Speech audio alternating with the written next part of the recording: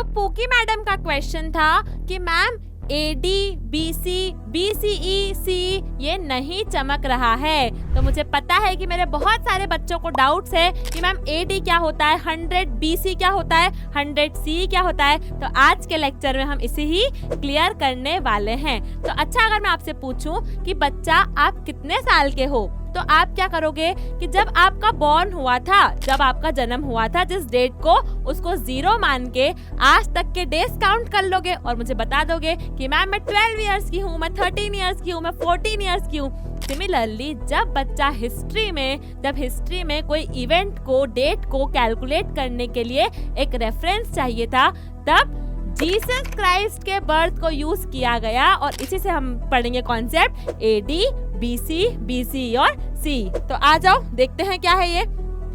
तो बच्चा एक रेफरेंस लाइन ली और ये हो गया 0 पॉइंट जहां हुआ था बच्चा बर्थ ऑफ जीसस क्राइस्ट, है ना। ठीक है, बर्थ ऑफ जीसस क्राइस्ट, इससे क्या ले लिया, इसे रेफरेंस ले लिया। और अब इसके पहले जो भी इवेंट्स हुए उसे मैंने कह दिया BC या फिर बिफोर क्राइस्ट, है ना, क्राइस्ट के पहले। और इसके बाद जो भी इवेंट्स हुए, इस रेफरेंस के बाद जो भी इवेंट्स हुए उसे मैंने कह दिया AD या फिर एनो डोमिनी। ठीक है मैम, ये तो क्लियर हो गया।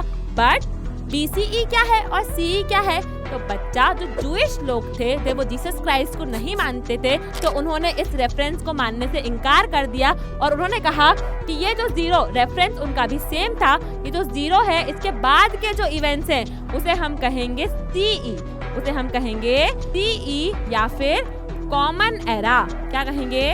कॉमन एरा, है ना। उन्होंने जीसस क्राइस्ट का रेफरेंस नहीं लिया, उन्होंने लिया कॉमन एरा और इसके पहले के इवेंट्स को हम कहेंगे BCE या फिर बिफोर कॉमन एरा। तो बच्चा डेट सेम है ना, डेट सेम है।